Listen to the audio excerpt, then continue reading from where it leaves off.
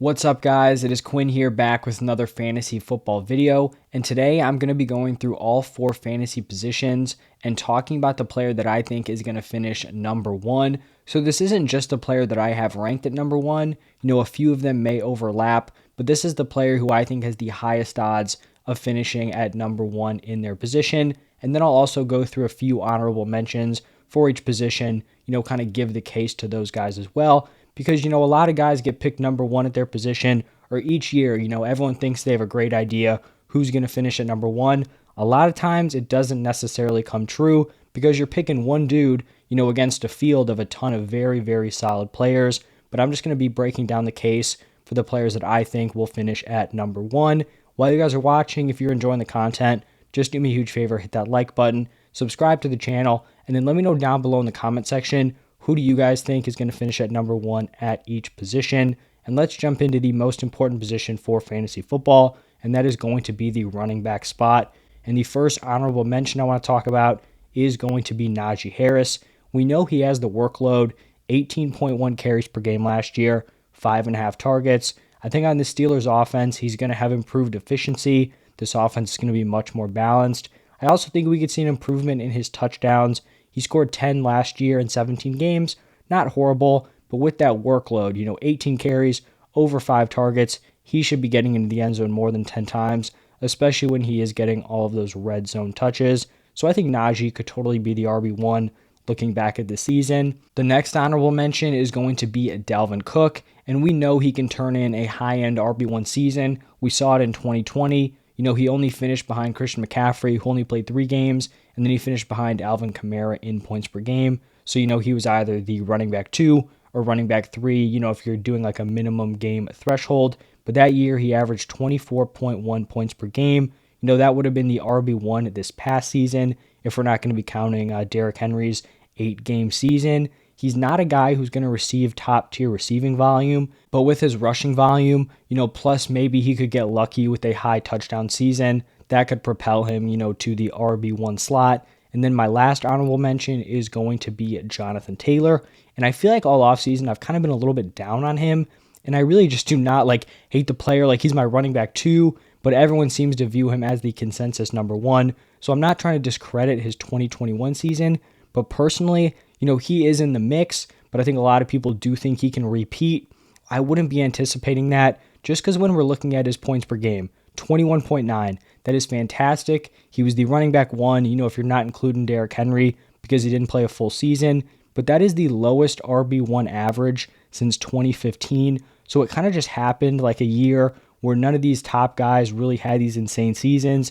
These receiving backs like Alvin Kamara, didn't have a massive year. Christian McCaffrey was injured, so he didn't finish up there. So for him to repeat, he's going to have to rely on some underwhelming seasons from some of these other running backs that I've talked about. But hey, it could totally happen. It happened last year, so it could definitely happen again. But the player that I think is going to be number 1 running back, it is Christian McCaffrey. It's just rare that a player seems like such a lock to finish number 1 at their position. The only thing is that Christian McCaffrey needs to stay healthy. And obviously that's a big if when you're looking at the past 2 seasons. But, if he is on the field for close to a full season, I just don't see how he doesn't finish, as the RB1 unless he just gets abysmal touchdown luck. But let's look at his last 4 seasons. 2018, averaged 24.1 points per game. That was his second NFL season. Then in 2019, that was the massive year. 29.1 points per game over a full 16-game season. This man averaged over 29 points per game for a full year. That is unbelievable. Then in 2020, 29.3 points per game. That was only in 3 games. And then last year, he averaged 23.6 points per game in his 5 full games. So I think, his real average was like 18, but he left 2 of those games early. So I don't feel like, that's kind of like a fair thing. So 23.6 points per game with poor touchdown luck. So that is why he is my RB1 overall. And, that is why I think he is going to be the number 1 running back in points per game. Now, shifting over to the wide receiver position, the first honorable mention I want to talk about is going to be Justin Jefferson. In his first 2 seasons, he has averaged 17.1 and 19.4 points per game. We just know he is a stud wide receiver. And in 2021, he totally would have been in the range to be the wide receiver one. If Cooper Kupp didn't have that absolutely insane season where he just blew everyone out of the water, Justin Jefferson was first in air yards, air yard share, and deep targets, second in receiving yards, third in target share, fourth in targets. The only thing he kind of lagged behind in was the touchdowns. 10 touchdowns isn't something to sneeze at, but if you're going to have a wide receiver one finish, you're probably going to need to be scoring, close to a touchdown a game. So he was totally in range, and he could be the guy to get it this year. Another honorable mention is going to be Devontae Adams. No doubt he has the wide receiver one potential. He was the wide receiver one in points per game in 2020. He was the wide receiver two last year. He's going to be in a slightly worse situation, but he should still, be a target funnel on a high volume passing attack. So he's always going to be in the mix. And then the last shout out is going to be to Jamar Chase. You just can't count him out to be the wide receiver one. He doesn't have the locked in volume of some of the players being picked around him. He also has some solid wide receiver target competition, but he is just an elite playmaker. After a wide receiver 5 finish as a rookie, he could take another step forward on this Bengals improved offense and potentially turn in a wide receiver 1 season. But my pick, no surprise here, it is going to be Cooper Kupp. We only have a 1-year sample size here with him and Matthew Stafford playing together, but it is just impossible for me to pick against him. This Rams offense just operated through Cooper Kupp. He was insane. He led the league in all these categories: targets, target share, red zone targets, receptions, receiving yards, yards after the catch, touchdowns, and yards per route run. He did everything. And even if he regressed, a decent amount, he could still finish as the wide receiver one. That's how big of a cushion there was between him and the next best wide receiver last season. So he is my pick. But wide receiver can be kind of volatile. So one of these guys could have a massive year and upset him. But I do think he would be the kind of like leading contender here. And now for the tight end position, I only have one honorable mention here. It is going to be Mark Andrews. He obviously deserves a shout out because he is the reigning tight end one. He saw a massive bump in usage last year. A lot of that was likely due to the Ravens running back injuries. They went way more pass heavy. I think those pass attempts will go down again this year, but he's still going to be, Lamar's primary target. They traded Marquise Brown, so we know he's going to get some solid volume, but I just don't think he's going to outproduce my number one, which is going to be at Travis Kelce. And really, I feel like, the big factor here that could limit Kelce is just his age. Maybe it finally catches up to him. He's significantly older than every other player I've talked about, but he has just finished as a top 2 tight end in the last 6 seasons. So incredibly consistent. He's going to be up there. And now he's the clear number 1 target on this team with Tyreek Hill going to the Dolphins. I think the Chiefs are still going to be very pass heavy. Don't think they're going to change up their offense too much.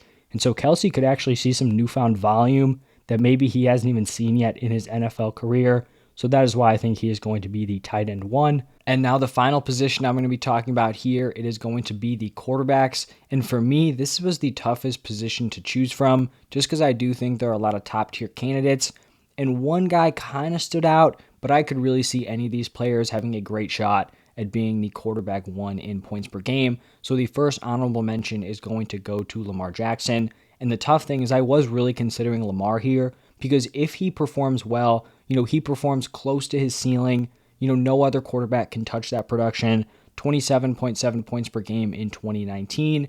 When I'm just looking at him, I just think that elite ceiling has lower odds of hitting than some of these other guys going around him, including the guy that I do think is going to be number one. The next honorable mention is going to go to Kyler Murray. And I feel like I talked about this all last offseason. I really liked Kyler Murray heading into the 2021 season, but he had an insane 2020 year. The thing is, he sprained his shoulder, which is when we saw his production really take a dip. But in the first 9 games, I believe he sprained his shoulder against the Seahawks. So before that game, he played in 9 games. He averaged 29.3 points per game. He was actually outperforming Lamar's insane 2019 season. Those numbers did fall off. But then last year, he didn't really live up to the potential. He was better as a passer, but his rushing usage just really fell off. Obviously, he did have, I think, an ankle injury, but his rushing had tanked, way before he did have that injury. So if he goes back to using his legs like he did in 2020, he could be well on his way to a QB1 finish. But if he doesn't, I just don't see it happening. because I feel like you've got these other semi-mobile quarterbacks who are just going to put up a better passing volume.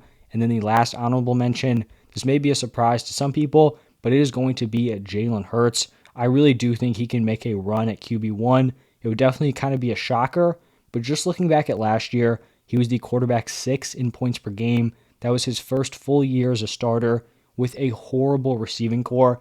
I'm not someone who thinks Jalen Hurts is like a good NFL quarterback. I don't even know if he's going to be the quarterback after this season, but for fantasy, the man is a beast. They bring in a stud wide receiver 1 for him. I expect him to retain that rushing production he had last year. He is a threat on the goal line. He has a chance to put up double-digit touchdowns. And if he can just make like a decent progression as a passer, not even anything crazy, he could still be like a below average league passer, but that could still bump him into the QB1 conversation. But I do not think he competes with Josh Allen. That is my pick to be the QB1. I just couldn't go against him here. He doesn't have the highest ceiling, like a guy like Lamar Jackson or Kyler Murray if he uses his legs a ton, but he has the perfect combination of still having a high ceiling while also just being very consistent and having a pretty high floor as well. So he doesn't need to hit that peak ceiling to be the QB1. He was the quarterback 2 in points per game in 2020. He was the quarterback 1 last year. And what I mean by he doesn't have to hit that crazy ceiling is he was the QB1 last year, but he actually had a down passing season. So he actually had some struggles in a certain area, but still was the number 1 option. So that is why I think he is the best choice to repeat. And that is why he is my QB1 overall. He has that ceiling, but he also has that safety, year to year also. But so those are my 4 guys. Christian McCaffrey at running back, got Cooper Kupp at wide receiver, Travis Kelce at tight end, and then Josh Allen at quarterback. Probably not too many surprises there. Maybe you go with a different guy at each spot. Like I mentioned, there are a lot of honorable mentions, also some good choices, but those are my guys. So thank you guys for stopping by, staying all the way through, and I'll see you in the next one.